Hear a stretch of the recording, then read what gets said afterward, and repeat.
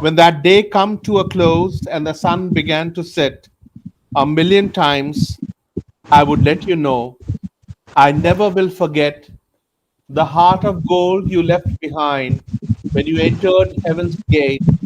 How grateful I would be to have just one more day. This poem by Kathy J. Parenshaw, I believe, is the best choice to set the tone of this evening. On behalf of Altai Raipur chapter and the entire Singh family, I welcome all on the board for the ninth Dr. J.B. Singh Memorial Lecture. For last 9 years, we have been coming together under the Altai umbrella to fondly remember our beloved Dr. J.B. Singh, late husband of Dr. Dr. Savita Singh, Head Department of English, Government Nagarjuna PG College of Science, Raipur. She is one of the doyens in the fields of English literature, English teaching.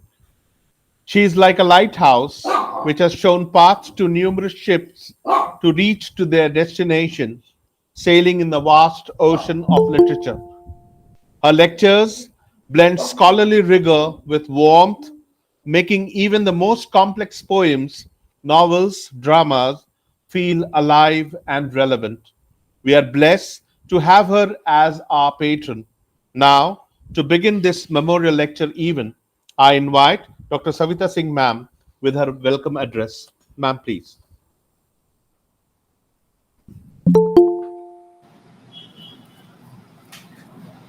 Good evening, everyone. Pranam, Jai Johar from Raipur, Chhattisgarh. I welcome all those who are present over here today to this webinar, which is something that is very close to our hearts.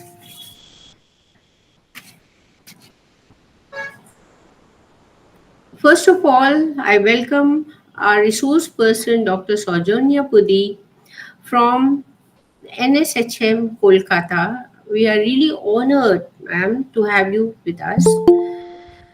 She's a very well known ELT expert, and her accepting our request, we felt very happy and very honored. Thank you, ma'am. Thank you.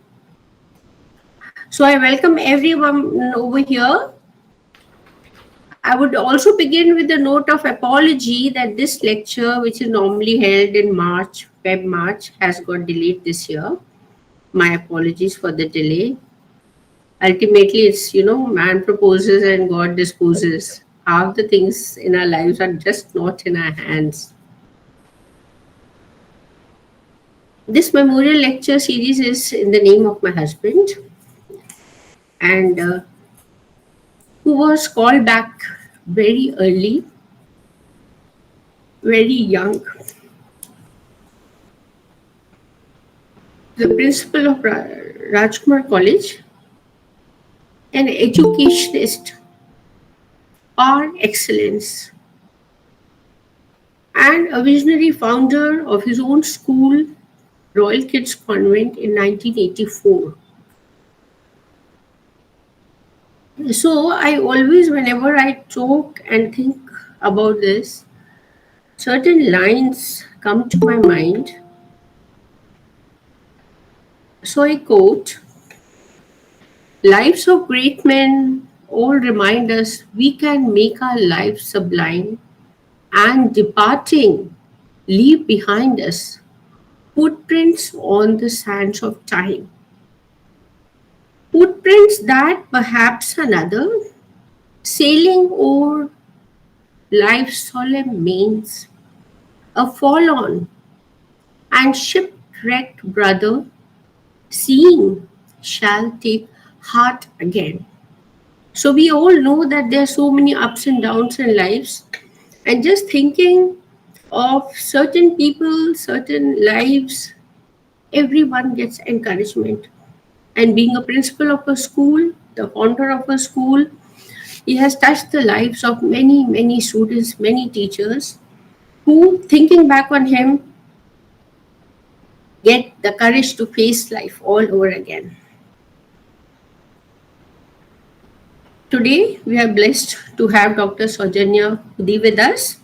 She's going to talk about impact communication for ESL teachers. The topic that she's chosen is very, very relevant because all of us who are present over here are struggling all the while teaching English to students from different languages. And communication is the most important soft skill today.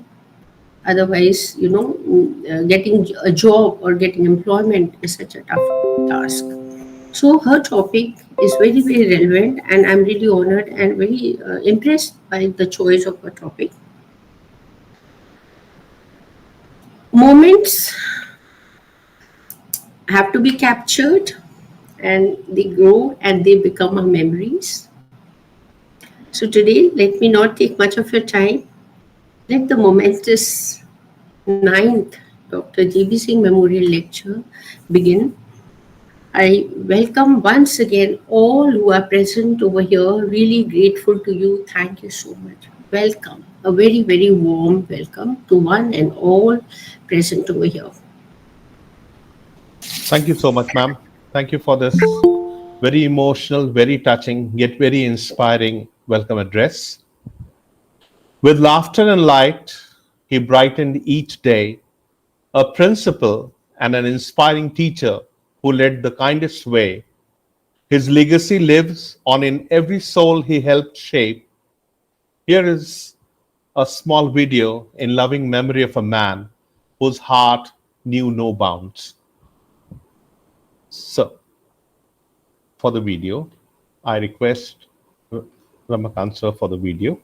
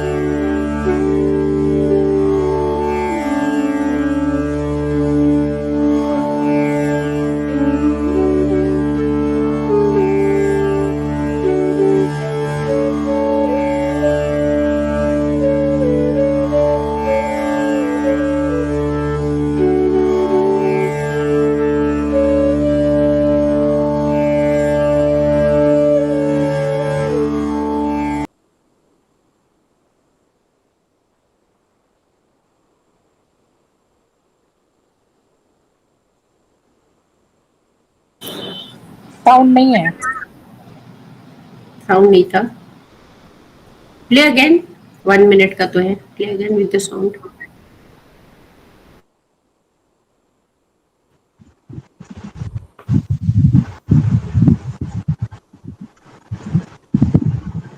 We all miss you, sir. Now,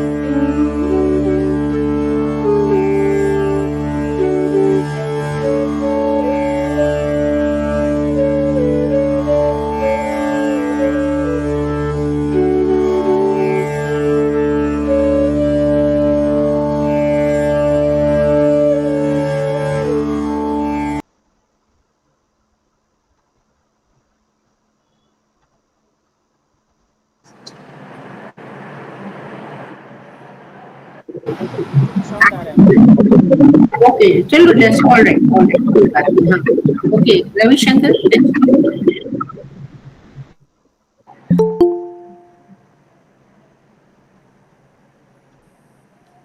Thank you, sir. Now I invite Mr. Abhijit Das, sir, a very dynamic and a visionary principal of Sagar Valley Academy.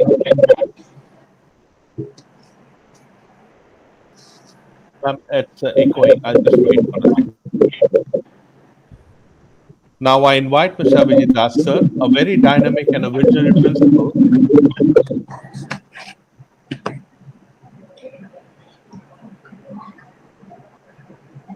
Sagar Valley Academy, and someone who has known Dr. J.B. Singh in close quarters. Sir, over to you. Good evening. Can you hear me? Am I audible? Yes, you are. Yes, yes. Good evening to all the members of the LTI chapter Raipur and outside Raipur, all the distinguished guests present, the Singh family, Ravi Shankar sir and senior teachers. It's an important duty, task laid on my shoulders, feel belittled, doubt whether I would be able to do justice to his stature, but feel delighted that I'll at least express my thoughts from my heart. A humble tribute to Dr. J.B. Singh. My salutations to Dr. J.B. Singh, my teacher, my mentor, and my guide. My prayers and best wishes to Dr. J.B. Singh's family, who continue to live his dreams and fulfill his leftover duties and responsibilities. A tall order, but they are living up to everyone's expectations. The great educationist that was Dr. J.B. Singh, a benevolent philanthropist, a daring, gutsy administrator, an understanding teacher, and above all, a true, caring family man. His memories remain etched into posterity. I had the rare privilege of knowing him, the man that he was, inside out, over several years and in multiple roles. In 1969, when he was passing out as the final year batch of RKC, I was joining in as a class prepper.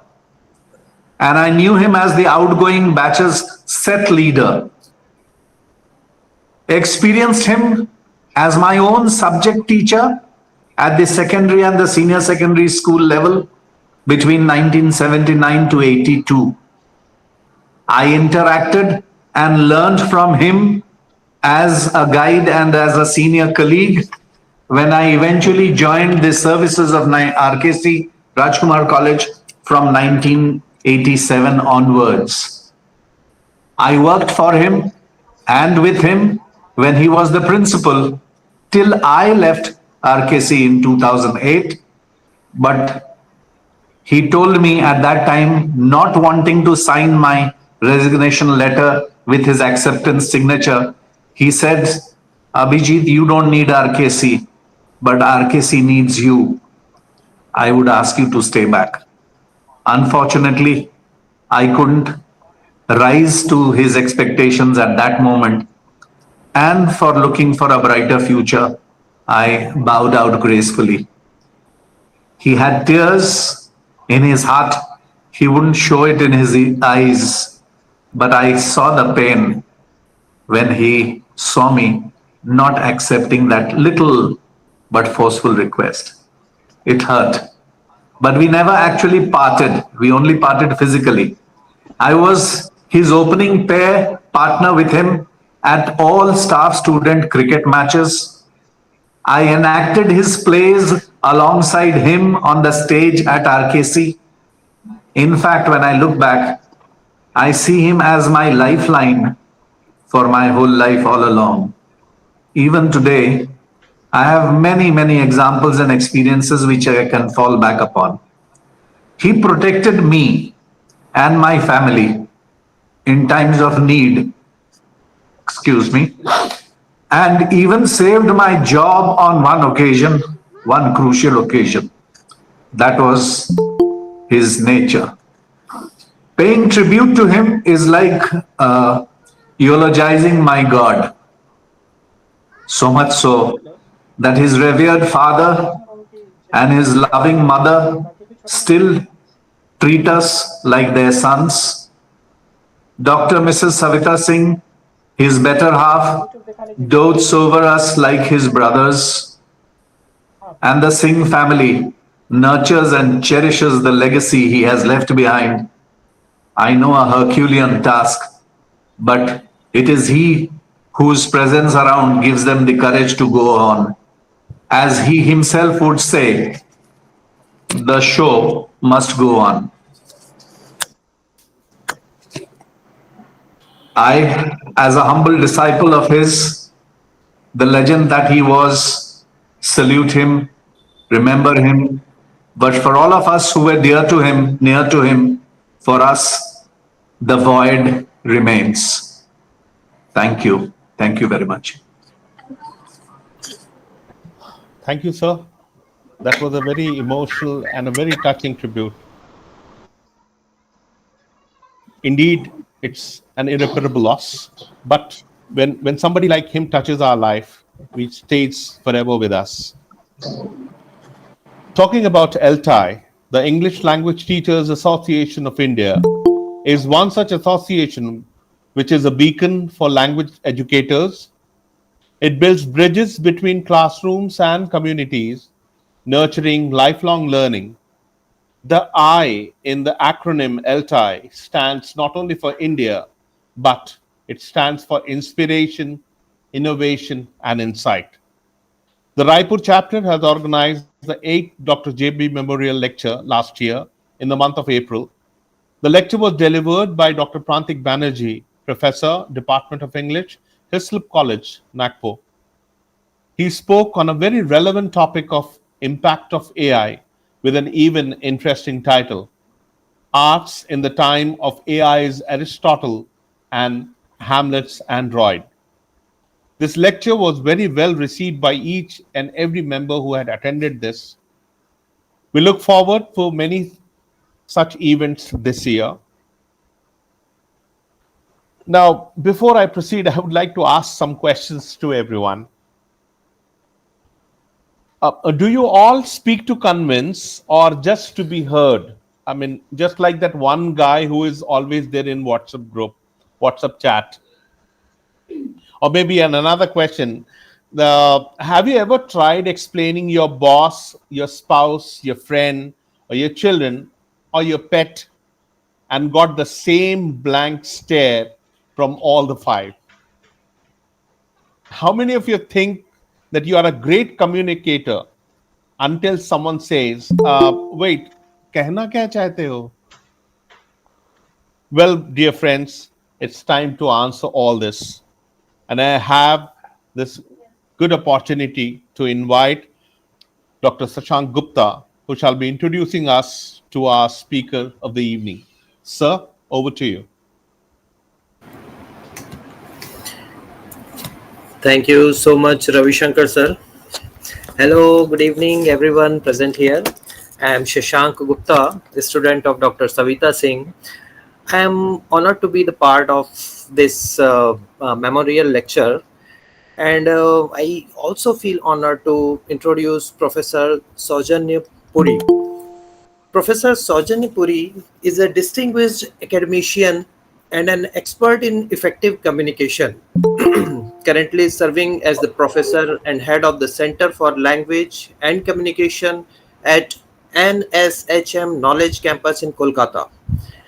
With over 28 years of experience in teaching, corporate training, and consulting, Professor Puri has joined her skills in facilitating impactful interactions and fostering meaningful connections.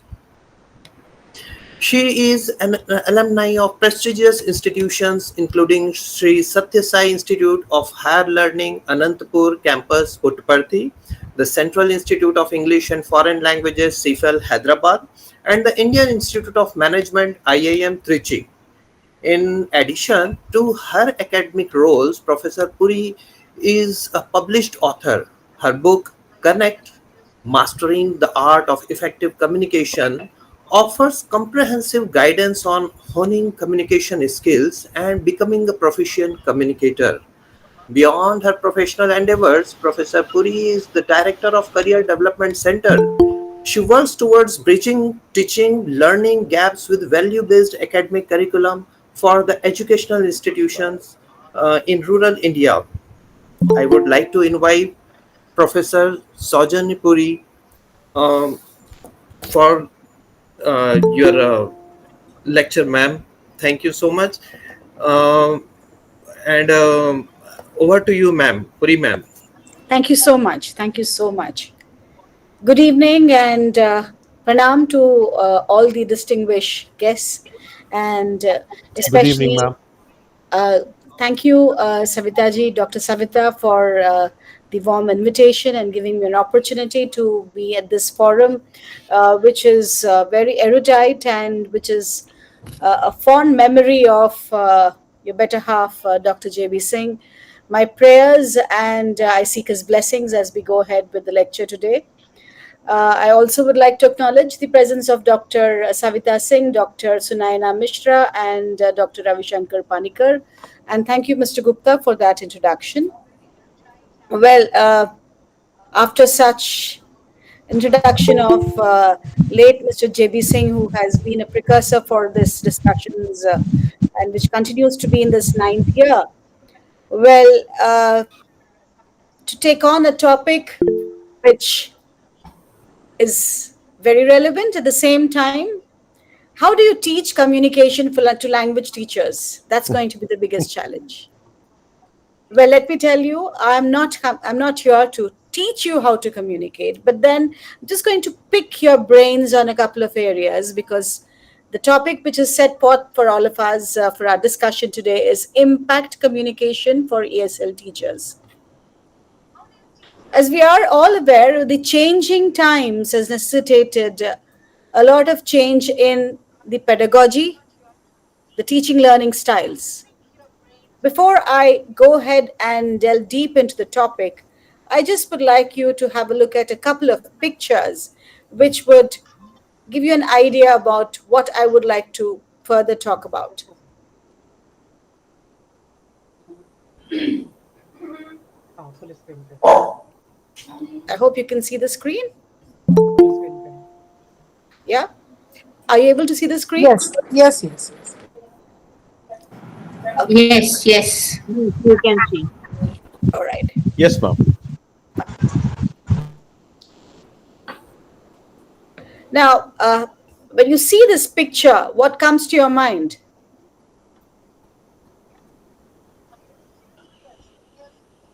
You could use a chat box to respond. Yes. Right. This is the Game of Thrones.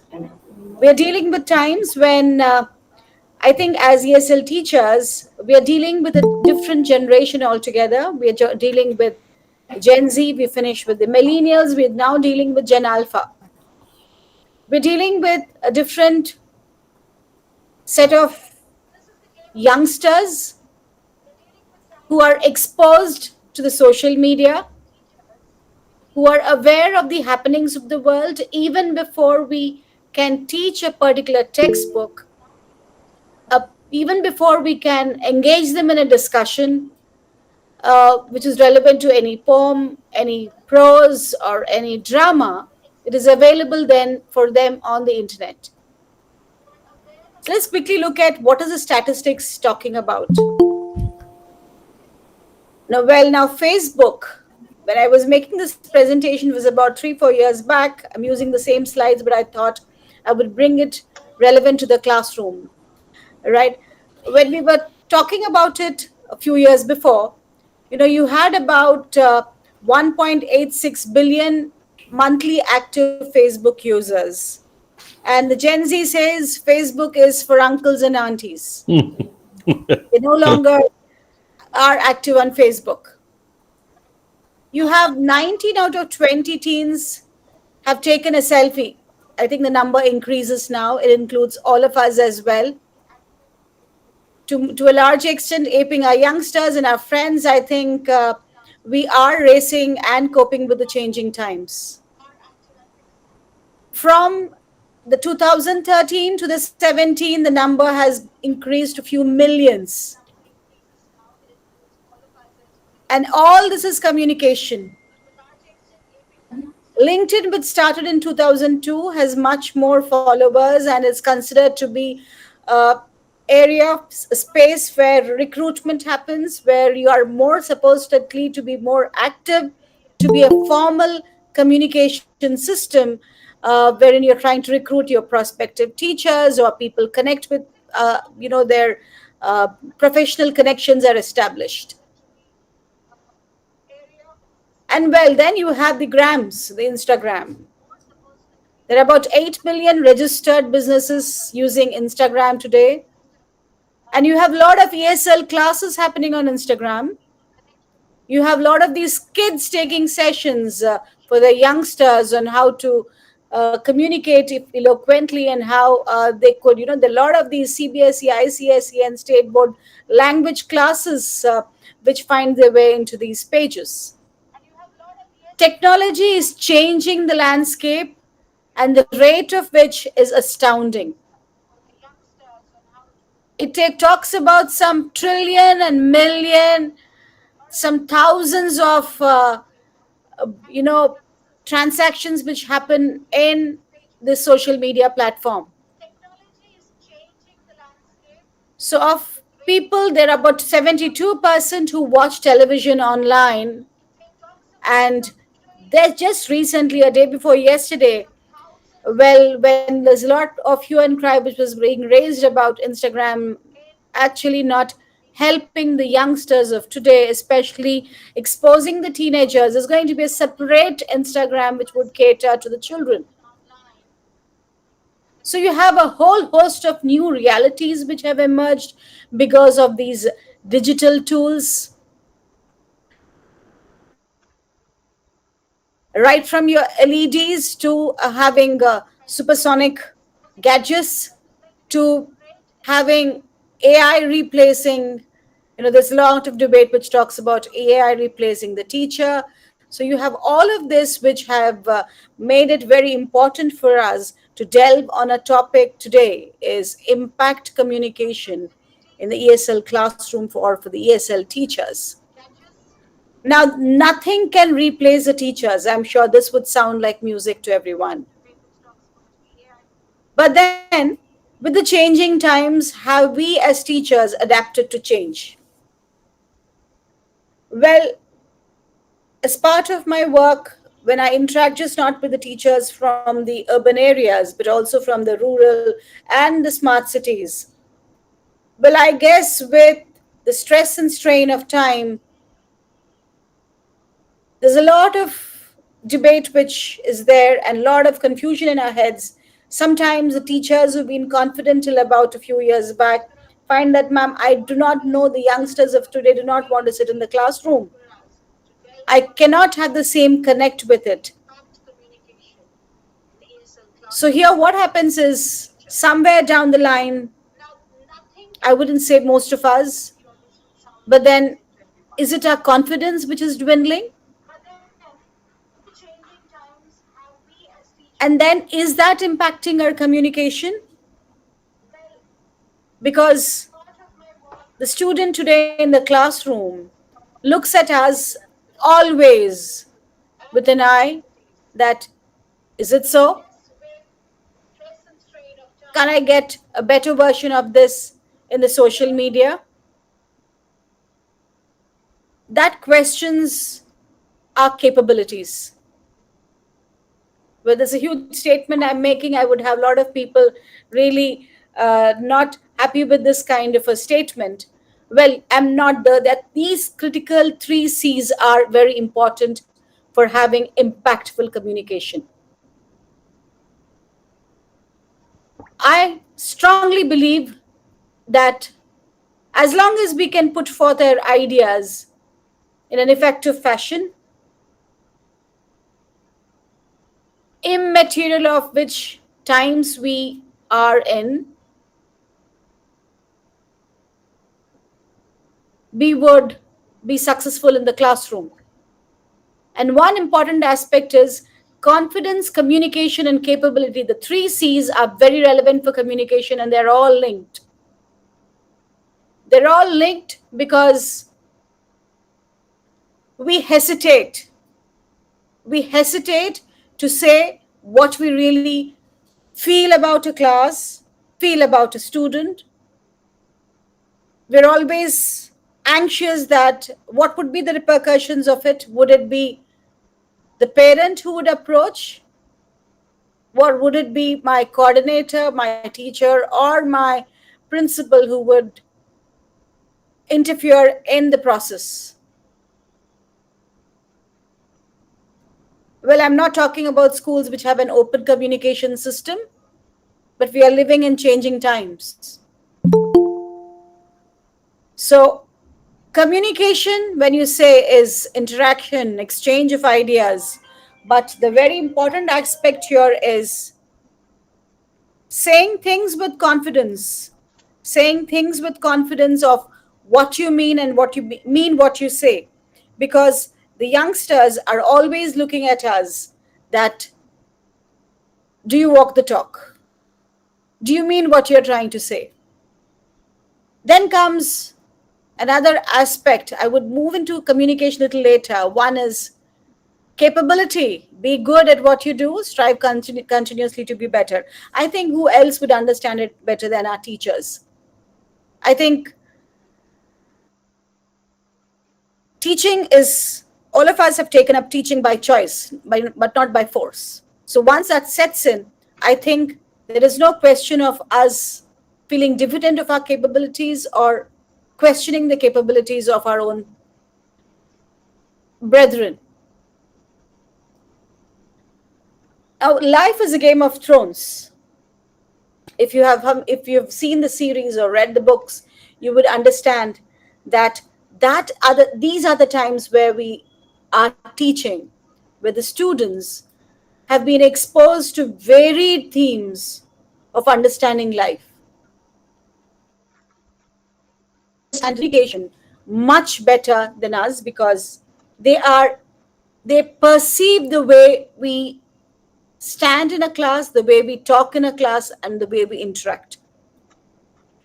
So communication is very powerful because I've seen fabulous teachers are very relevant. You might be very eloquent with your poetry and prose, but when you come to a classroom and when we're talking about these three C's of confidence, communication, and capability, we're always put before a bunch of students who always look at us with different eyes. So what is that which would make a difference for us here?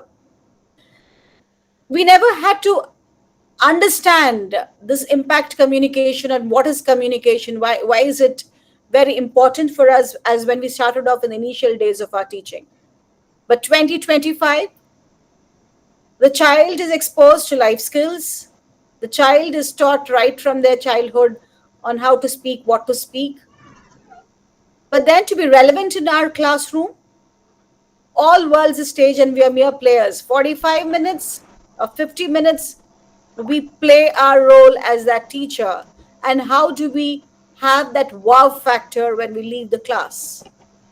How do we create that impact? No machine can replace. A machine can only assist us to what we can do today. A machine can only support our presence in the class. It can enhance our presence in the class. Nothing can ever replace a teacher. And the endeavor today is to ensure we understand, dear teachers, many of you are seniors and some of you are practicing teachers. You really are aware of all of this. But this is just going to be a small refresher where we try to understand various aspects and nuances of communication. So when we're talking about communication, I would just want to go in before this, yes.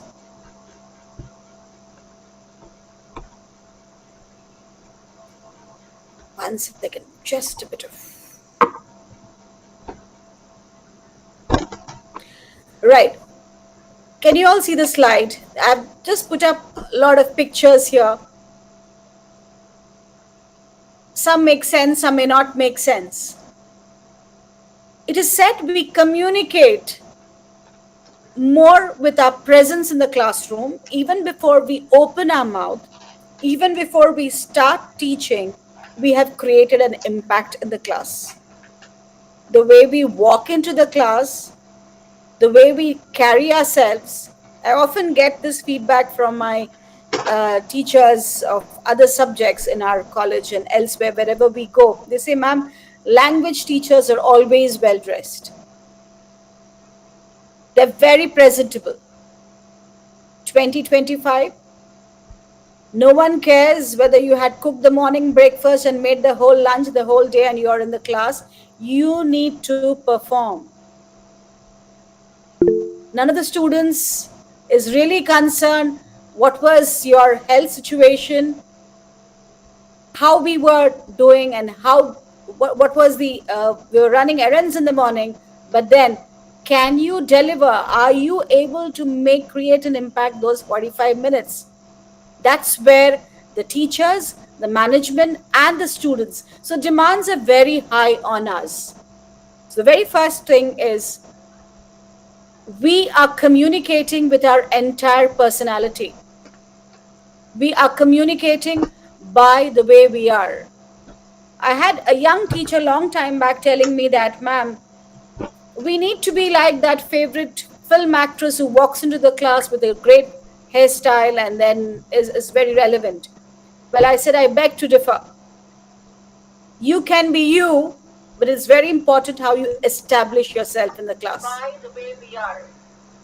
We can't have Katrina Kaifs and Sushmita Sen's always in the classroom, or we cannot have Shah Rukhs in the class as teachers. But we certainly can be our own personalities just by understanding a little bit of nuances of communication. So when we talk about it, we create that impact by just being present there. Basically we communicate a lot by our personality, by the way we stand, by the way we walk, by the way we talk. And the students observe every aspect of it like the children do. They ape us. So to create that impact communication, the first stage is 60% of all our communication is non-verbal. Even without saying a word, you are establishing yourself in the classroom. The moment you walk in, the pace at which we walk, the way we dress, the way we stand.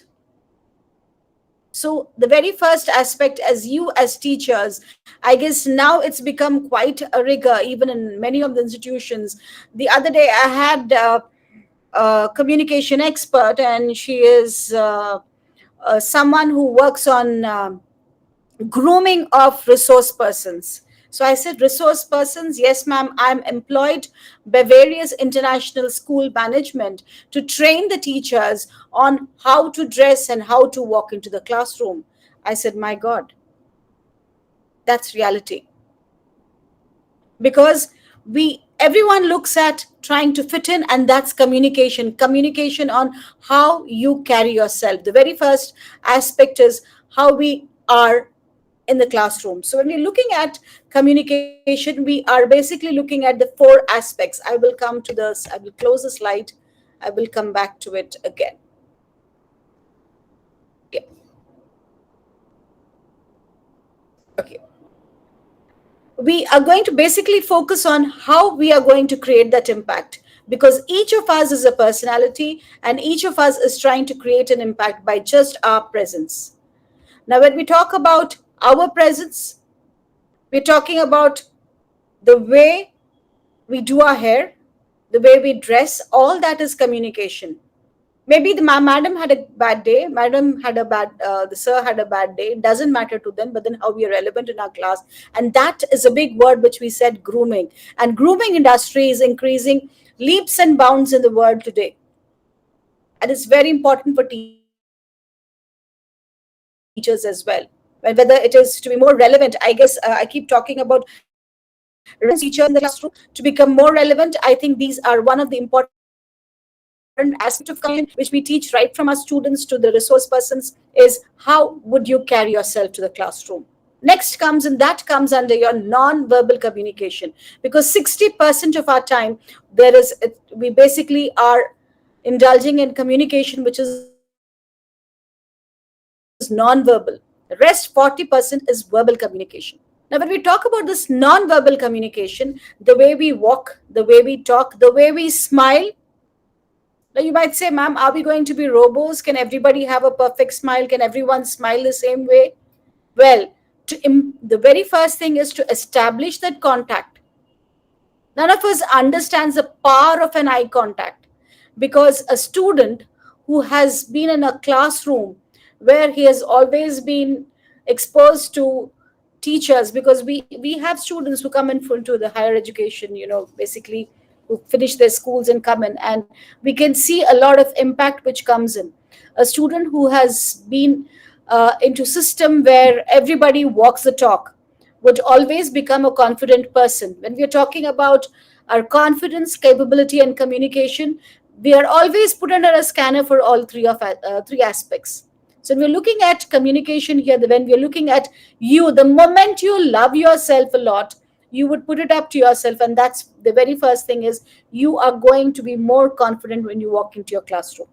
Second aspect of it is we have the four aspects of verbal and non-verbal communication. We're talking about non-verbal communication. The simple presence. First is the way we carry ourselves. Second is our eye contact. The way we establish eye contact with our students, because the students can see through all of us because they've been taught.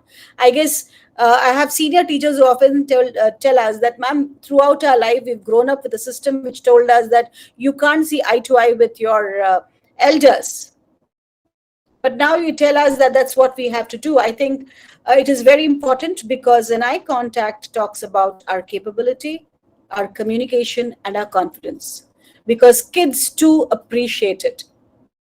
The children feel connected, and I guess in the entire modus operandi of even teaching in our B.Ed classes and for the training classes has changed. The emphasis has been in maintaining that eye contact with our students. When we now moving into the other aspect of this impact communication, which you're talking about, very important nuances which all of us miss out in understanding, is there's something called proxemics. When we talk about non-verbal communication, proxemics is distance. We communicate a lot by the kind of a distance, because when we talk about non-verbal communication, it's just not talking about us, but then talking about the entire setup of our classroom. Communication is also about how you do not communicate about how great a teacher you are, how good a teacher you are, just by the way you carry yourself. It's also about the way the entire classroom is being laid, the way it has been set up, right from the way you manage your books on the table, the way we manage the other paraphernalia on the table, the way the attendance register is maintained, the way we take the attendance, all that is communication.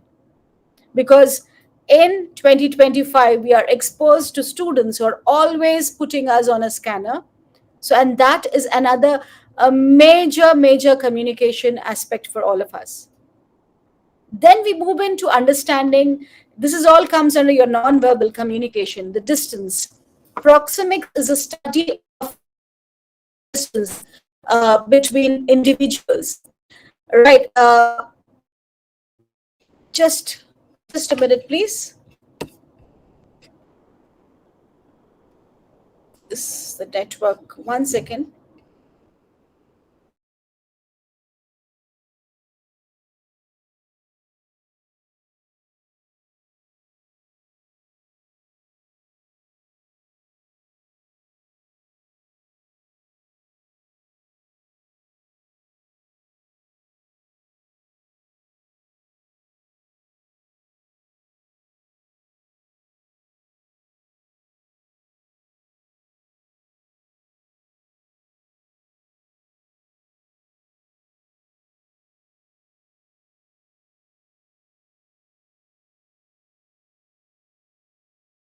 Can you see the screen?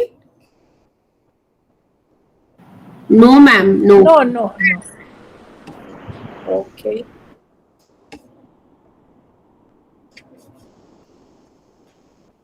One second.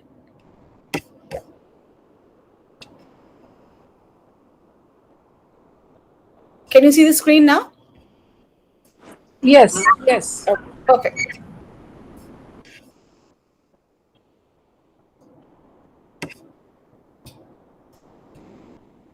Now, when we're looking at non-verbal aspect, when we're looking at non-verbal communication, there are various aspects which come into existence here. We are very importantly concerned about proxemics. At a different cultures, we communicated in a different way. Right from our childhood, we are told, right, that the distance which has to be maintained between parents, youngsters, and all of us, the distance which we maintain with our elders.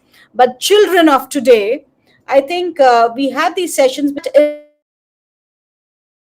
is inclusive in our communication as well, because one important aspect which we fail to understand is there's always 4 aspects for the proxemics, the study of distances. An intimate is about 0 to 18 inches, and a personal is about 18 inches to 4 feet, and social is 4 to 10 feet.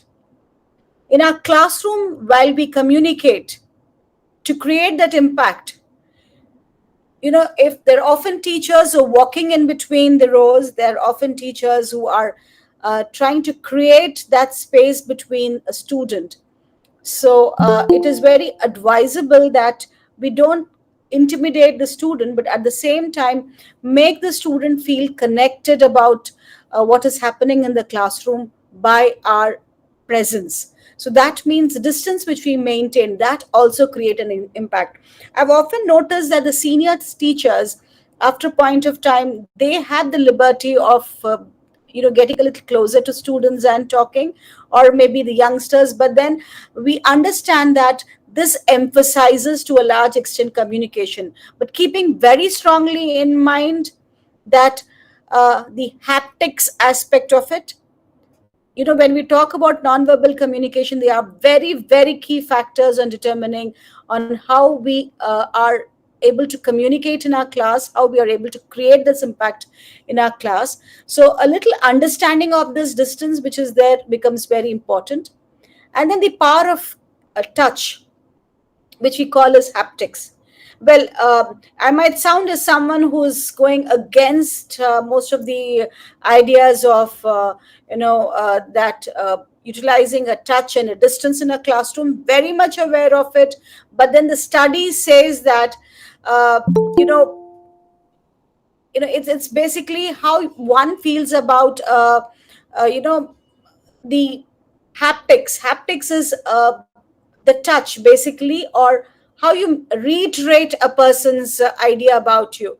Because there's a lot of study which says that in 1997, a study found that strangers who were touched more likely to return change left in a phone booth. It's that there were a lot of studies which erupted in the process where people said that, again, we're talking about the good touch and the bad touch, a gentle pat on the back, or when a person is really traumatized, trying to assure a person really works. So here, students of today, I'm talking about 2025, we're dealing with Gen Alpha.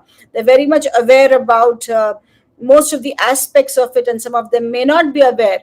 But at the same time, the teacher here is no longer a machine, but it's become more relevant because the parents do not get so much time to spend with their children. So our role becomes much more defined, and all our communication strategies would be just listing out specifically the nonverbal communication, are very present in terms of being relevant in a classroom with our understanding of the distance, understanding of proxemics,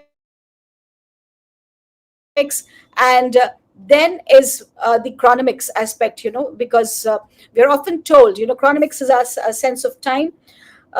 As teachers, we are very particular about it. I think I have students who come back and he says that, ma'am, my class was supposed to start at 11 o'clock, but it started at 11:15.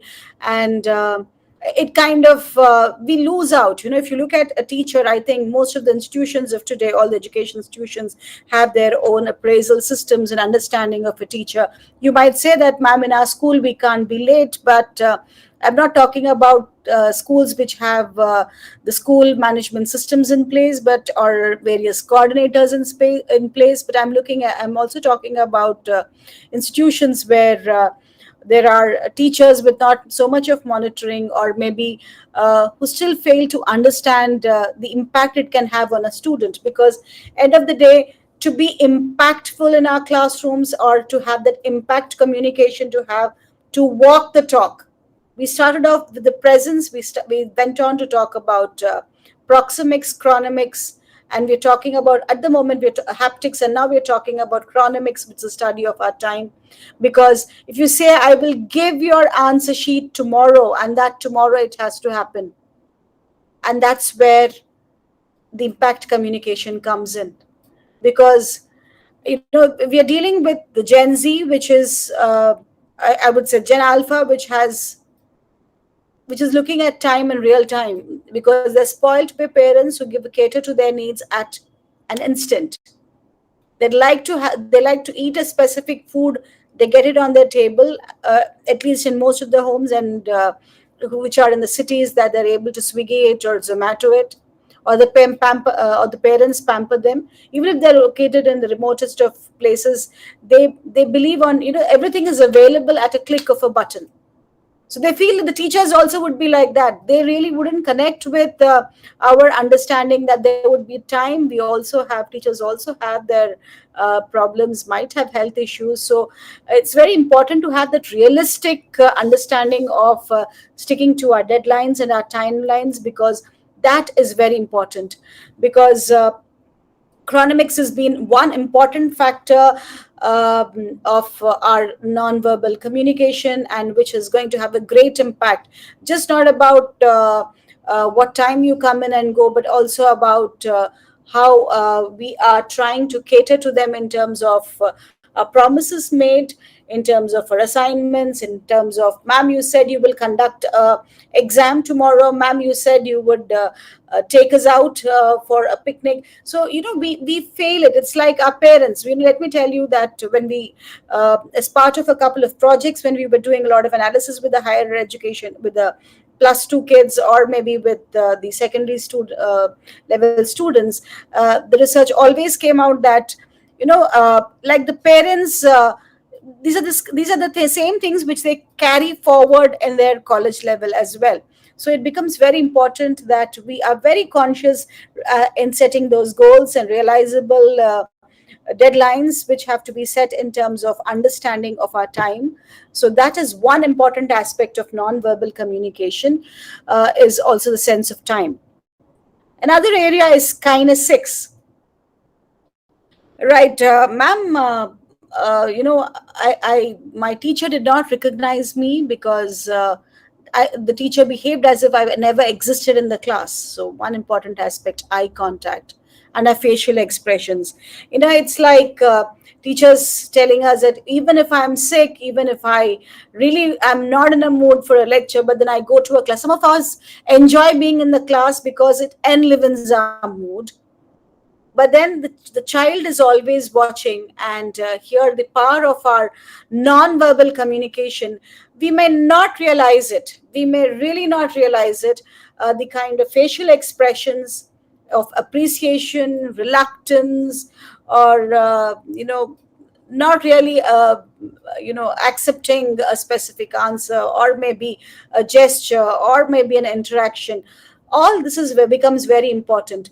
The study of it is called kinesics. Basically, we are looking at, I think we have it in our B.Ed classes as well. We communicate a lot. You do not have to say a single word. Your entire body language communicates about what you basically are. We spoke about the physical appearance, and next is your gestures, our postures, our body language, the eye contact. Now, when we talk about facial expressions, our face can convey a lot more than we actually feel inside. So I think to be relevant, or to have that impact communication as ESL teachers, because it becomes important for us to understand it. And the best way to go ahead with it, whether we like it or not, I advocate this to during our training and refresher programs, that in our FDP programs, that it's always nice when we're talking about topics that somebody records it and plays it back to us, so you understand where is it that it is going wrong, where is it that your gestures or your postures or your eye contact or your expressions are being misinterpreted. Maybe I'm telling that I don't like South Indian food. No, I like South Indian food. Maybe I'm making expressions, and that is absolutely caught by the student. So you're not actually, our actions and our words are not going hand in hand, and that is one important aspect of our communication, is understanding this body language, eye contact, and the facial expressions. Because it says that the face is capable of conveying about 250,000 expressions. And what we fail to do is, this is something which most of the students also express as teachers. Over a period of time, our eye contact, it just becomes mechanical. I remember students remember their kindergarten or Montessori teachers, and a lot when compared to as they move into the higher education and others, because they had a sense of assurance.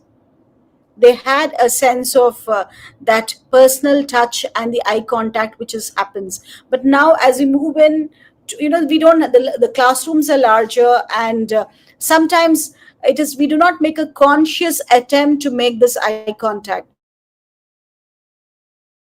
So it doesn't establish that connection. How do we actually maintain that connection is firstly with the kind of an eye contact which we can have with the person, and then that's where our body language comes in. It's basically trying to our body language mirrors our complete emotions, right? There is a book by Alan Pease which talks about body language, and I think best teachers have been teachers both in the schools and colleges who could actually consciously, because sometimes students tell us that we have teachers who only cater to the first 2 rows or first 3 rows, or we call the students from a disapproval look at the students sitting in the last bench. These kind of things which consciously, unconsciously we are doing it. But then I think when we start understanding why they become very important, I think it makes a lot more of sense to us to understand that how our expressions, our gestures can also affect the entire communication process. So here, when we look at the entire aspect of non-verbal communication, this summed up into these aspects of our facial expressions, eye contact, body language, gestures, and physical appearance. Another important thing is it is also told as chronomics is a study of color. We never realize it.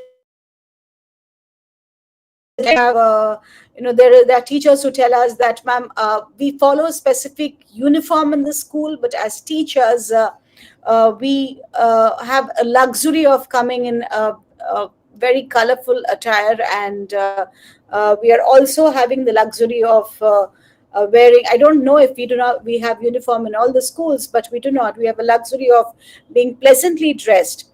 So in impact communication, one important aspect is you create an impact by the choice of the color. We spoke about gestures, postures, body language. One important body language is the color. In our Indian culture, we follow about 7 different colors throughout the week. Some might be very bright colors, some might be very sober.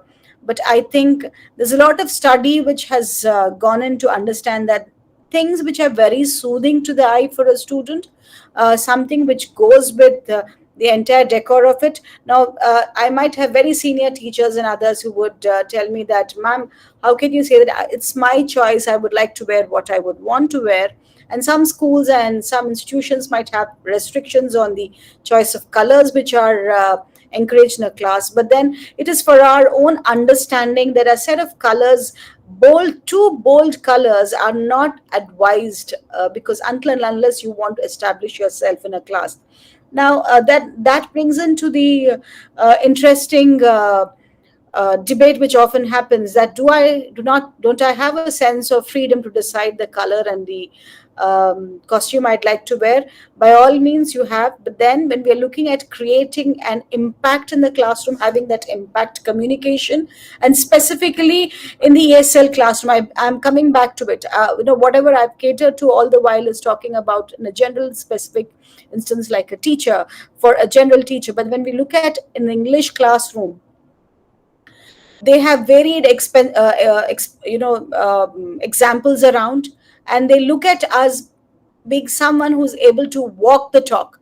For that, when we're looking at our choice of the words, that's where we are talking about using the right kind of jargon in the class, because I think while I was growing up, I had an impactful teachers who had used the right kind of vocabulary, the right kind of diction and style, and then that becomes relevant for them, even if it is a paper. I'm not talking about the school level. If you move into the college level as well, when you have teachers wherein your subject is only restricted to about a few hours in a week, but the kind of an impact which we create by the way the choices we make are conscious non-verbal communication, of having a restrained communication in terms of the choice of the words, that is as well non-verbal communication. So having said this,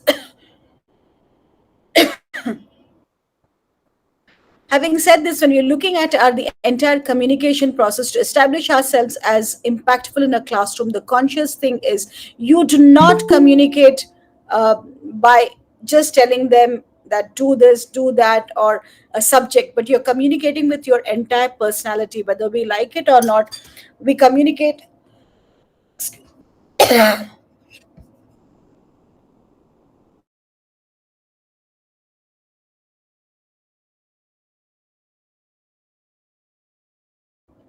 We communicate in total by the personality we have.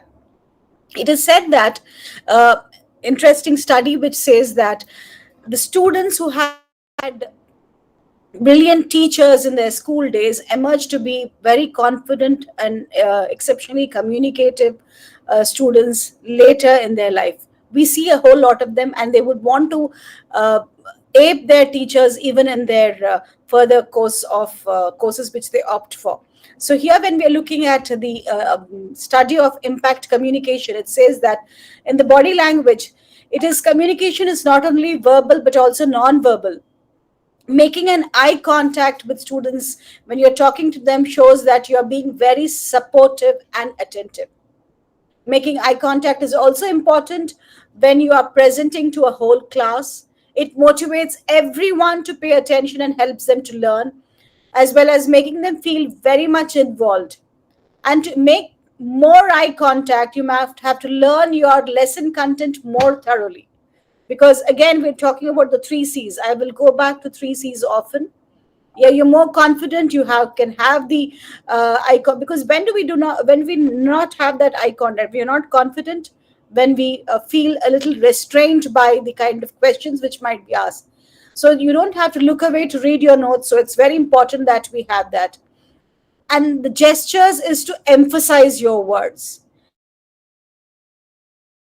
See, which becomes very important. There's a lot of field of study. Some people say that using your hands takes away the attention from the class. But then I think when we're talking about 2025, we are looking at using our body language to a large extent to make it more emphatic, because this increases the interactivity of the lesson and making it more visually interesting and hence more memorable.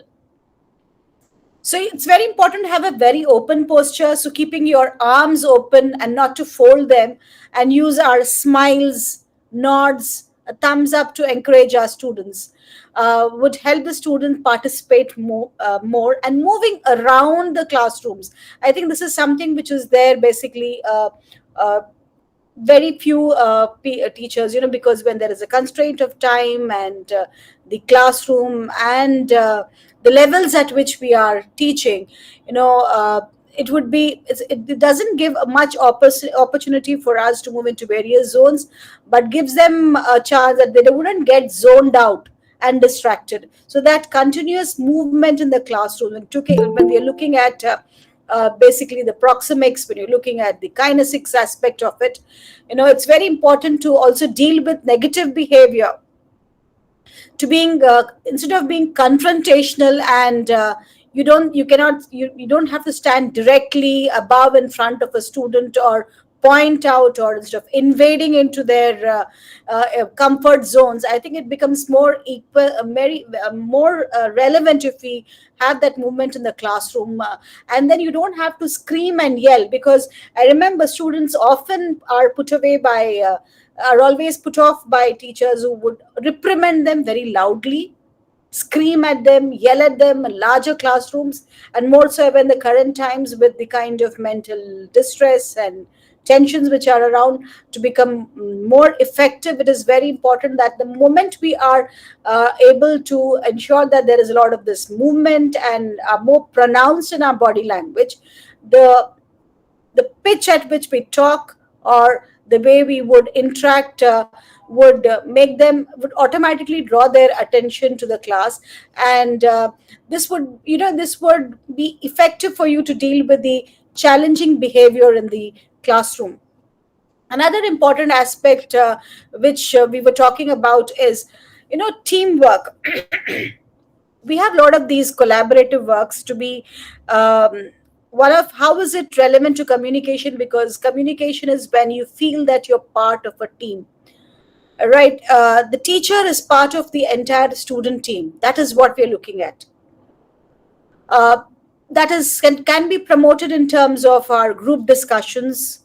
It could be taking up those activities in the class, immaterial of which level we are catering to, especially in the language, the ESL classrooms.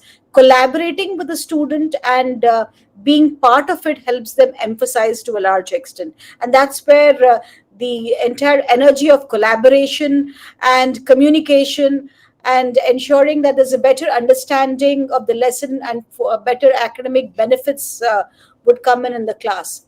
So I think it's more of communication here is more of having that supportive relationship. Communication is basically trying to create that connection. So we're talking about impact communication. How do we do this impact communication is through our engagement, participation, and celebrating and creating that learning environment. And that is where the role of a teacher comes in. This cannot be managed by a PowerPoint presentation. It cannot be managed by any other specific activity. When you yourself as a teacher, I think the teacher is a powerhouse of knowledge, is a powerhouse of energy which walks into a class.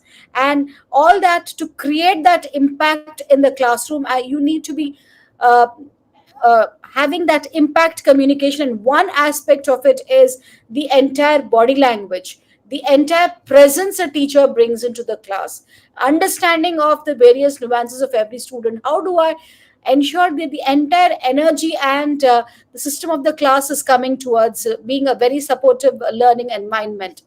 So as we move into it, one important aspect, which is an important aspect of impact communication, is listening.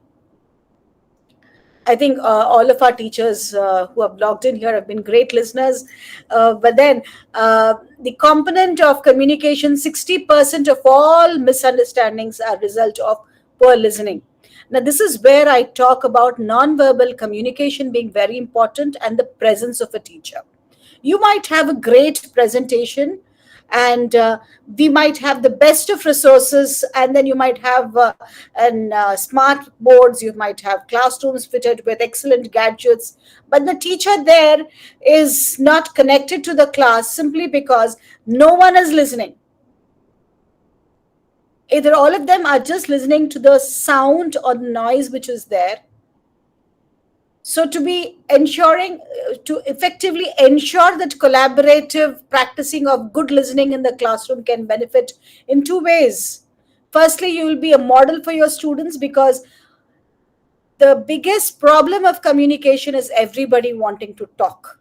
And if it is not arrested in our own ESL classrooms where we teach them language, they would fail to be effective communicators in their workplace. I tell you, with the experience of handling a bunch of them on and off, because everybody wants to speak and nobody wants to listen.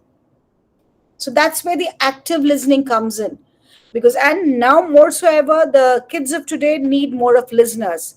If you see, because the parents are working, everyone is busy with their phones and their gadgets, there's no one actually listening to a child at whatever level. It might be as early as a kindergarten to a 10th or 12th class student, or in college. No one has the time. And you might say, ma'am, what is the role of a parent when everything the teacher has to do? Unfortunately, I think people feel that teachers have that magic wand and they can do magic. And I think that's where we need to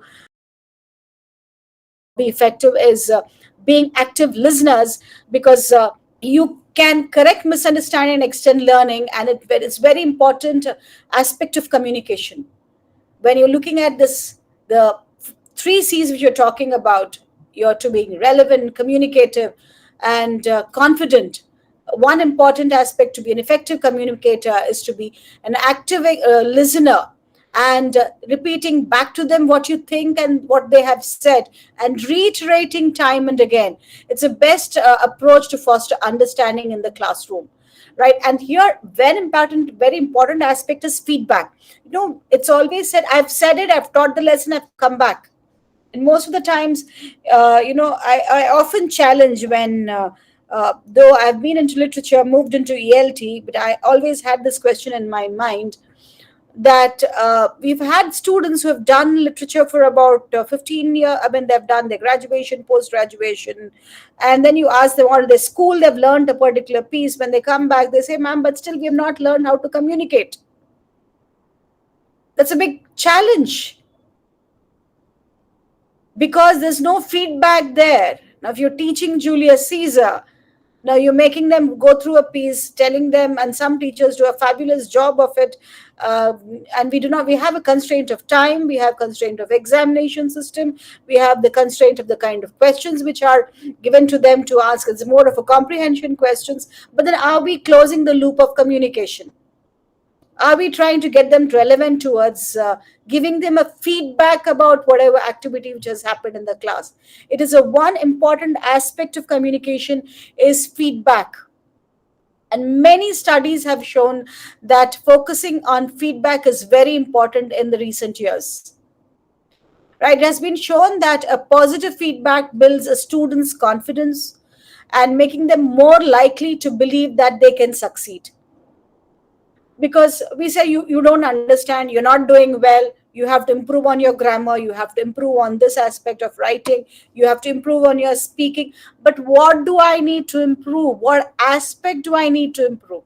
That is what the student is looking at. And that's where comes in as a feedback, which is one important aspect as in communication, as a feedback. It has to be positive. You can use positive feedback to modify your students' behavior. Well, it's like, I think all of us know it, like praising a student, having their hands up. This is always very important and likely to cause around, to help them not shouting around, but having that positive feedback. And can be, if you're not giving a positive feedback, it can be detrimental for their learning. You could have observed that whenever you've given that, the student takes up that lesson, does well. We have in our colleges, when students come to college and tell us, why don't you take a specific topic? Ma'am, I don't want to do this lesson because that teacher did not make it interesting. We were taught language as just another subject where we needed to pass, because the passion with which we could address each of the texts, each of the poems, rather than a tick mark that we have to do it and comply. And that's where the passion which reflects in our body language. Well, some people become very relevant in a classroom and continue to take it because they've worked on the entire and all the aspects of communication. Makes a lot of difference to how it doesn't work in certain areas. Okay, and apart from communication, one important aspect, because we've been dealing with non-verbal communication, we've been talking about how just not words, just the presence, the way a teacher walks, talks, interacts, the sense of time, the sense of color, the sense of gestures and postures. We spoke about proxemics, kinesics. We're talking about whole host of nonverbal communication. Moving into another important aspect is the sense of humor. I'm sure all of you would agree to it. That use of humor in the classroom has found to increase learning and self-motivation, creating that positive relationship in the ESL classroom specifically. I know that the maths teachers do it very well because they do it well because they know that they're handling a very tough topic, and to make it interesting, it might be a joke which would not go with everyone, but then that is very important. To have that humor, it cannot be a negative humor which would demean or embarrass a student, or something which would be disturbing, which would be having a sexual connotation, which would be violent, or it should be a forced humor. Well, if it is not in you, because I'm not great always with humor, but sometimes it clicks, sometimes it doesn't, right? But then having a sense of humor really helps a student to improve on his approach towards the subject. And as ESL teachers, I guess it becomes more important for us. There are a lot of these online sessions also using humor in the classroom. If you could search the internet, you would be having a lot of these resources which were available, which one would be able to use it effectively in that. And second is our technical skills.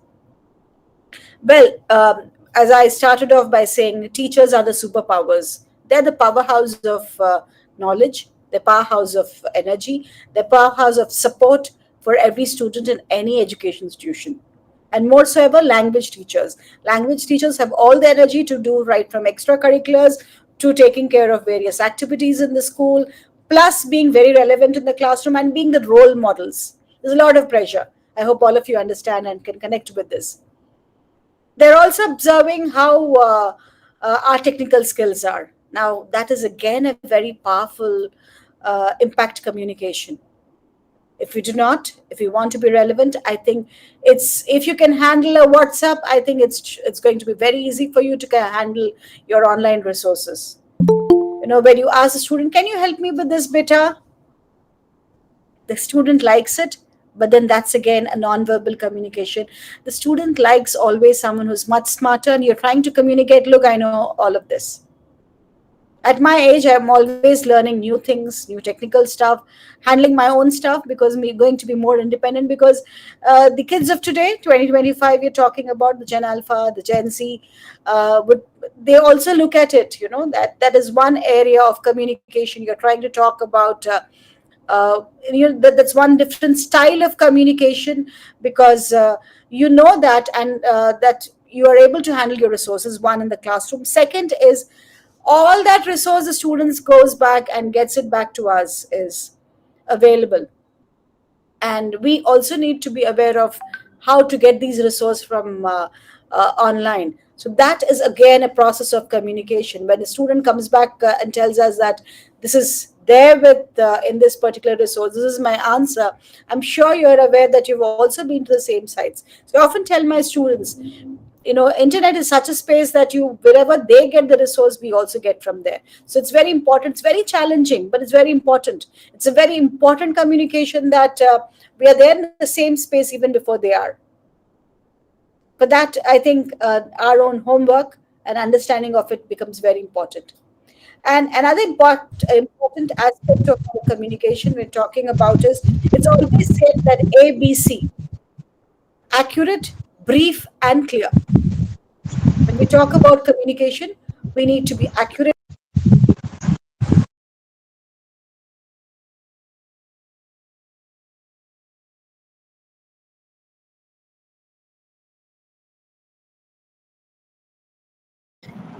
Ma'am, you muted yourself. Can't hear.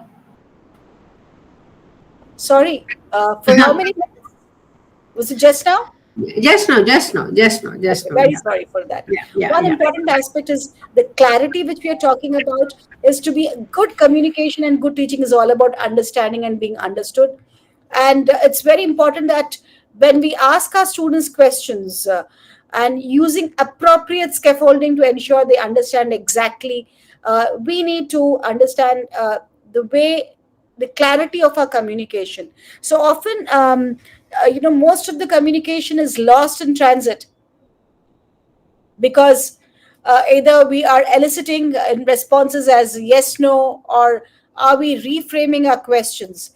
Because to be effective in our classrooms, it becomes very important to create an impact which is beyond academic process. It is basically making the students feel their self-worth, and also our self-worth and our perceptions of the school and for our own careers. How do we get that? By understanding the impact of our communication which would have on our students. So to I think, ma'am, how many minutes do I have? 7. Ma'am, yes, you can continue, finish off. Yeah, you can wind up at your time. Yeah. Right.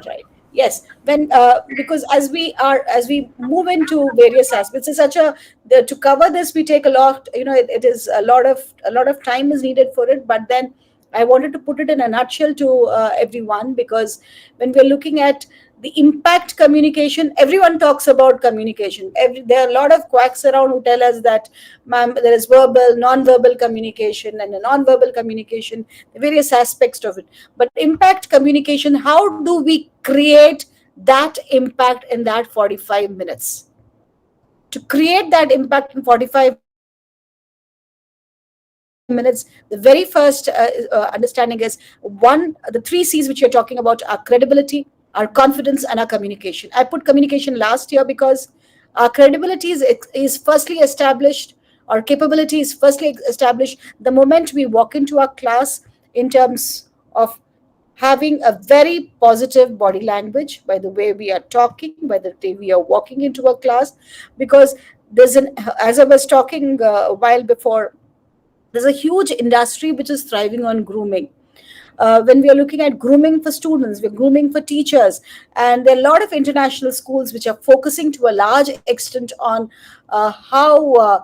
Or it could be as well. I mean, the other day we were talking to our a set of management of some schools in the rural arena, and I had the management, one of the trustees, telling me that, ma'am, we would want our students, our youngsters, why should we deprive these children to learn? Because the teachers have to understand how they have to come to a college, to a school, and how do we teach them how to write, as much as how to drape a sari well, how to wear the right kind of a shirt. If that emphasis is going there, because the student says, ma'am, you tell us to come in uniform, you tell us we have to be fine, but what is the impact are we creating? So it comes in as much as so a groomed personality, then conscious about the non-verbal communication aspects of our sense of time, a distance, our gestures and postures, because they have a great impact on our students. Because I think it is beyond what we can fathom. Thank you so much, Mr. Abhishek. True communication matters a lot, because it has to be genuine. You can pick it up from anywhere, but then are you able to establish that, yes, I mean whatever I teach in the classroom, right? And a sense of chronomics, the sense of time, and chromatics. The chromatics is a study of the color, the study of the choice of the colors which we wear in our classrooms. And even as much as there's a huge for the information of everyone here, ergonomics, wherein we're looking at a classroom setup, what is the color. Japan and Finland, they work on how with each changing season, each changing time, what would be relevant for a classroom. How would the setup of a classroom be, and what is the kind of an outlook a teacher has to have in that particular classroom is also communication. There's a lot of research which is going on. The furniture of education institution, does it give you the feel of an education institution, or does it give you a feeling of going to any other setup? Because the students learn effectively in situations wherein they are experiencing that positive environment. And one important aspect is a teacher who brings it into the class with the entire personality he or she carries, with a pronounced body language, with affirmative eye contact, and a wonderful smile. I wouldn't say that all of us have to smile like the choicest actors, but then something which we need to be able to connect with the students. Because while I was preparing for the session today, I was going through a couple of videos, and I came across a class 10 student coming up. There's a whole set of conversation with teachers. She's a class 10 student who is the same girl is impersonating as a teacher and a student. And you can actually understand, because this is on YouTube, and YouTube will block this entire interaction if I play it. You can always watch it on at your convenience. Well, I will share it with ma'am. She can share it with you, the link.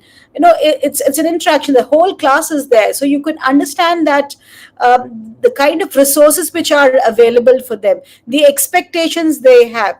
Because if we are catering to various set of students, they also expect, because when we talk about neatness, are we as well? Neatness is again a very important way of our communication. The way we set our table, our staff rooms, the communication in the staff room, the kind of interaction. We're talking about soft skills. One important aspect of teamwork. You cannot teach teamwork. Teamwork is a very important aspect of communication, because we need to collaborate to be effective in our classrooms or in our workplaces later on. And how can we be collaborative? Any snidey remark at our own fellow colleague, because we have these children watching us all the time. We are communicating, this is how you need to be.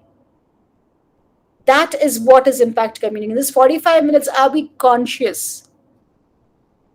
Are we concise? Are we clear? Are we collaborating? Are we correct? These are the various aspects of impact communication for every teacher, whatsoever for a teacher, because we are role models for posterity as well, and for most of the students who are in great areas. I think the very first foundation are so. In a nutshell, we've been talking about chronomics, chromatics, proxemics, gestures, postures, and one important aspect is eye contact, knowingly and unknowingly. Especially if someone who started off their teaching or has been, maybe into few years of teaching, 4-5 years, a lot of energy, enthusiasm. So there's a lot of conscious effort in putting in that emphasis of an eye contact, and conscious about the haptics and proxemics. But then as you move ahead with time, as you are a little senior, I think somehow, we also take it for granted. But in 2025, it becomes more important that they're looking at that perfect teacher whom, because I think whether we like it or not, I think teaching is one of that beautiful profession where we are always expected to perform. There are a lot of expectations from the management.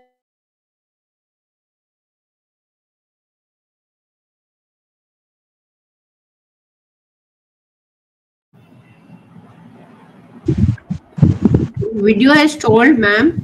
Can't hear.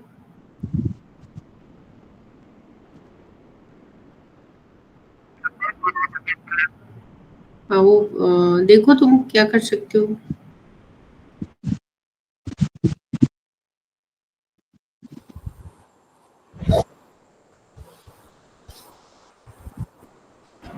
तो video freeze हो गया.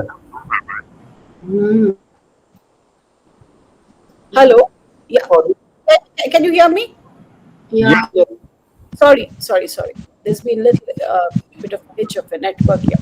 I guess I think to put the entire session into order, I think we're looking at I always, in most of the sessions, whatever, even before when we look at training youngsters on communication, the only aspect we say is nobody can replace you.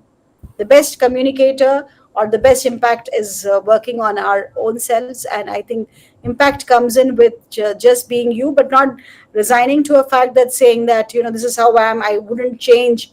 And this is how I learned. But I think to be relevant and being impactful in our classrooms and having that impact communication is change is the only constant. And to make ourselves relevant, picking up the strings from various textbooks, various resources which are available. Well, we are dealing with students who come up with ChatGPT from their assignments, looking at AI, which would a lot of debate which talks about whether it would take up teaching jobs. I'm sure nothing is going to replace a teacher, and that can only be replaced if we do not work on the entire aspect of our communication.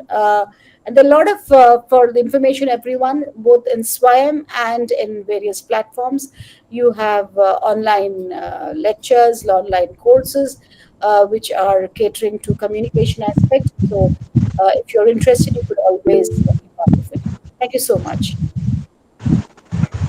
Thank you so much, ma'am. They say feedback is the soul of communication. So it's time I invite all the people, those who are attending this, they may put up their questions. Yeah. Put up in the chat so that we can pick it up easily rather than in WhatsApp. That's the request we have made it early.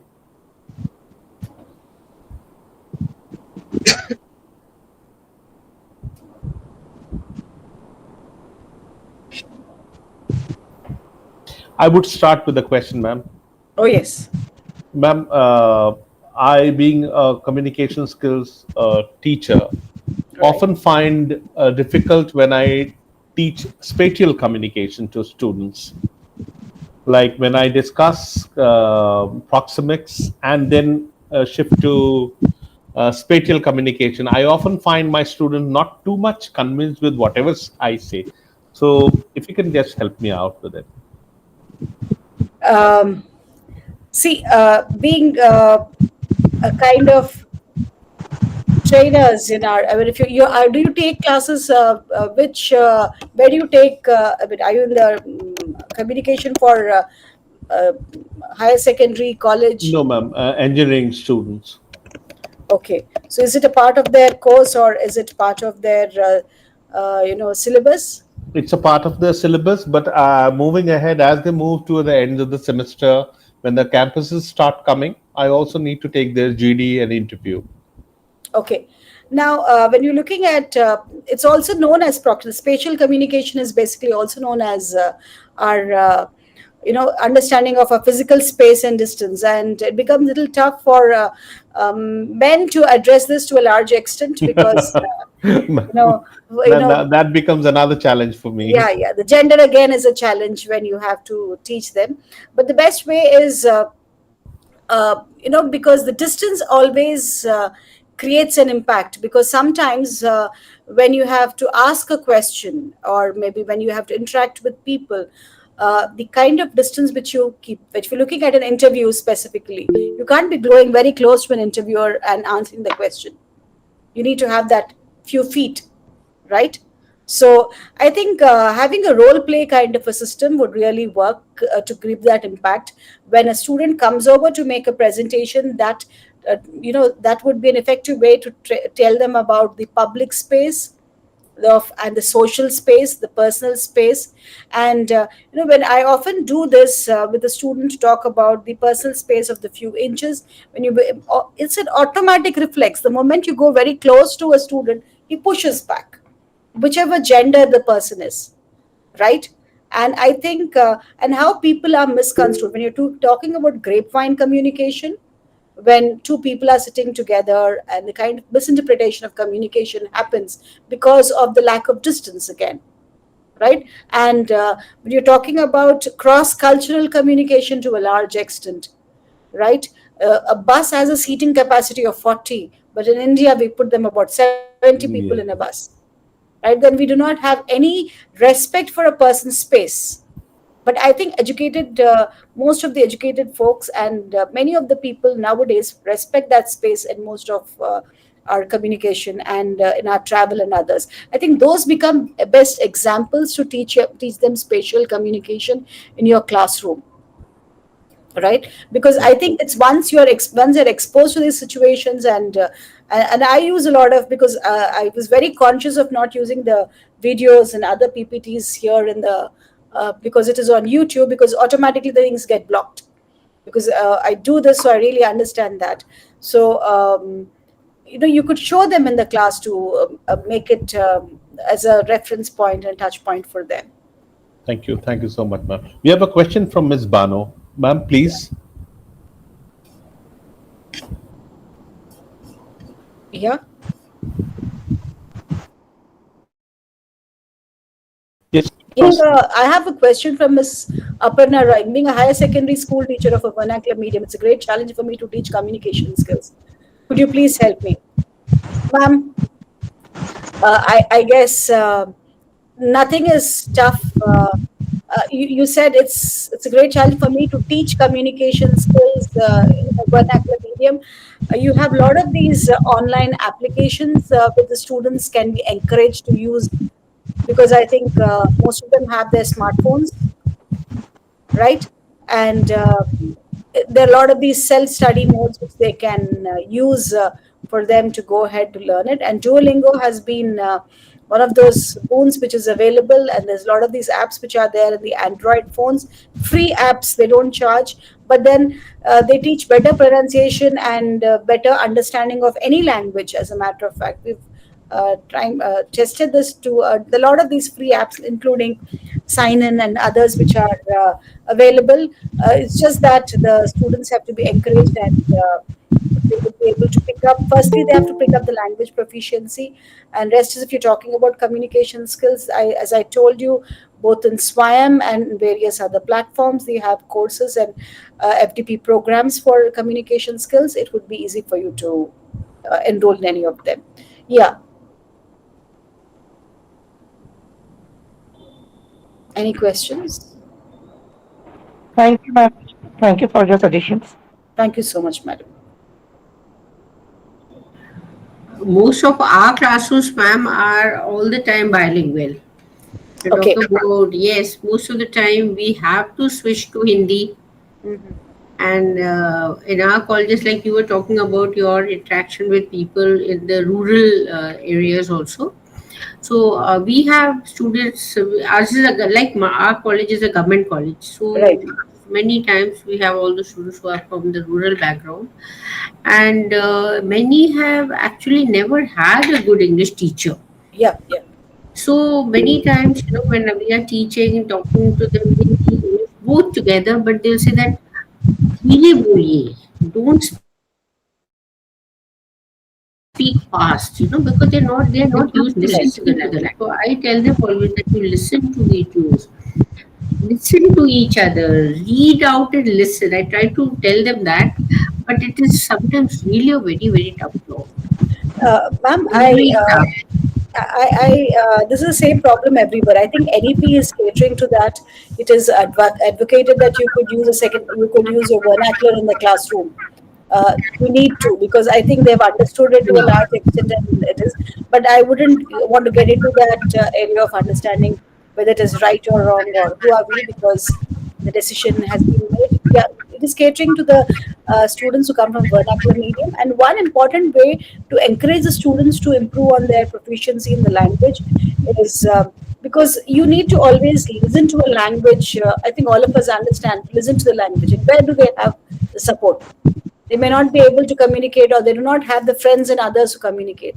But one good thing is encourage them to listen to, they all love music. Encourage them to listen to English music. I remember a long time back when I said listen to Bob Dylan in the language class, people literally scorned at me. They said, "How can you say that?" Right? But I think those yesteryear numbers, right from ABBA, Beatles, and Bob Dylan, would actually work in the classroom, because they can understand the pronunciation, not the sound.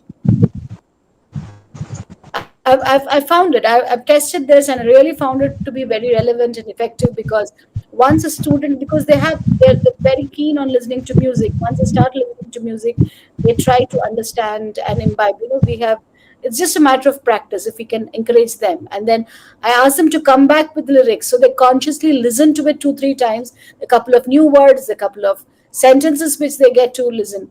Of course, we have our other because news and others as well, but then what the youngsters of today appreciate more is, I think, they're more connected to the music. Yes, you do have students who will be listening to the music but not able to converse with the teacher in English. We have them. Yeah, I think They'll be familiar with all the English movies and all the Netflix and series and everything. But if you ask them to speak, even our copies, we have seen that that this is a part of what we have experienced, that in the grammar question they'll all get full marks, but in the passage they have to write or an essay they have to write, they'll hardly be a correct sentence. So this is again something, they know the rules but they do not know how to use it. This is a big problem that we keep on facing. yeah, that's where I think that's where the that you practice have to becomes. keep on reading, so that you know, and read aloud. I tell them that read aloud so that you can see the letters, you can listen to the words, you can listen to your own voice, and then you will be able to remember it also. I think more of practicing to speak, ma'am, because even Yeah. they don't have the space. Because the lab sessions you have, maybe you have a language lab session and others. Another best way is, because of the constraint of time, and encouraging them to record. They all love to listen to their voice. They would always want to record a WhatsApp message, record a short speech of a minute, and then send it back, mail it back. This is something consciously we make them do, so that at least the practice of teaching happens.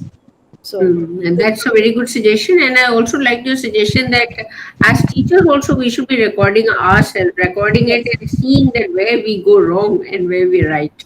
That was a very good suggestion. Yes. we should be open to it. I often, when we have this peer teaching in our B.Ed sessions or when we are ESL classrooms, I think that becomes very important, that we should be open to it. Mr. Arun Barwa, yes. Is there any surefire way you use to handle MTI or FLI? Yeah, there's no sure shot for it, because with the NEP in place now, we are allowed to use the vernacular in the classroom, so the students feel more connected. And I have had students who say it's I have to speak the English in the Indian way, Indian English. I Right? have a question. The NEP allows English to be pronounced with an Indian accent, if I'm not Right. mistaken, right? Yes, yes. So we have a particular Indian accent, but even then, it has to be homogeneous, which means that the accent has to be accepted as a one accent. So how do we solve the regional disparities? So it Regarding cannot be helped, because you have Benglish, Tenglish, and they have so many Englishes within India as well. We do, but then Right. If we speak Hindi, it cannot be spoken the way we speak in every part of the country. So same way with the English. I think that's the beauty of our country, beauty of the language. It allows it, as long as it is correct and the opposite person can. so, ma'am, are you saying that we'll push for an accent which is afflicted with regional disparities and varieties, even if it is wrong in a sense? I refrain to make comments on that. Okay, thank I you. refrain to make comments on that, because it is understood that, again, end of the day, I am only looking at our students, firstly, learning to pick up the language, correct language, learning to be confident to speak, and then if you can neutralize the MTI, that will be a success for any teacher, right? But do we have the time? That is a big question. Thank you so much. You don't. We have got a question. Yes. How can ESL teachers self-evaluate their communication skills? Yes, that's a Question by very good. D. Ravinder Reddy. Right. That's a good question, sir. I think there is no checklist. The checklist is, you have to look at your students' feedback. You have to look at your own self-analysis of it. Um, there cannot be a set parameter which is defined by an external source or whatsoever. The only way it is that I feel is, if you have to evaluate yourself, if you are confident, record yourself in action in the classroom and play it back, and have the courage, the confidence. Again, I come back to the 3 C's of self-evaluation. Very few would want to do that, and uh, in fact, I would look at a peer evaluation also. If you are in a particular department, set of teachers, and that's where our collaborative teamwork comes in. Because when we have that collaboration and the teamwork, I think our learning spaces become much more positive. So self-evaluation becomes effective, and also peer evaluation would help. I hope I've answered your question, Mr. Reddy. Yes, ma'am. Thank you. Thank you. Any questions? Any more questions?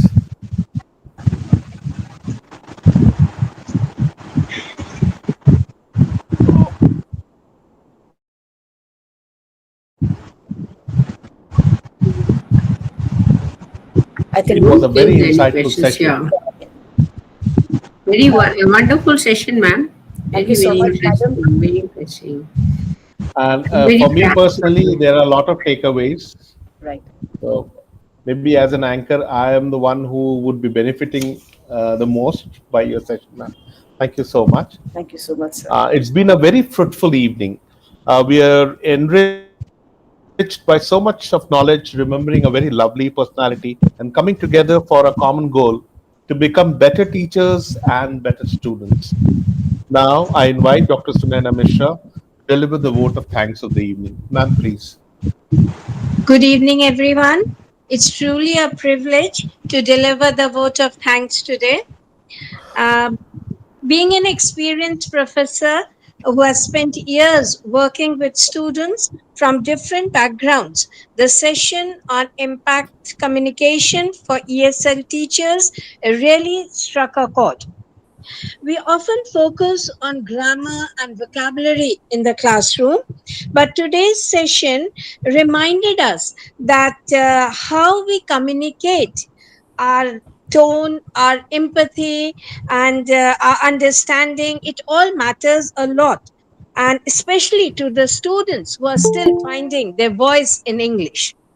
In today's time, when students, they come to us from different strata of the society, from different knowledge level and languages, effective communication is not only a teaching skill, but it has become a bridge of confidence, a bridge to opportunity, and sometimes even to equality. My heartfelt thanks to our speaker who has given us time and shared her knowledge. And she's not only given us ideas, but she has reminded us that the quiet power we have as teachers, we have to come up with that power and share it with the students. My thanks to all those who have behind the scene to make this session a successful one. And I thank to all for the teachers here, the students here who've come here, joined us. And it is not only for their growth, but even for the growth of the students. Let's keep building classrooms where communication uplifts, includes, and inspires. Thank you. Take care. Good night.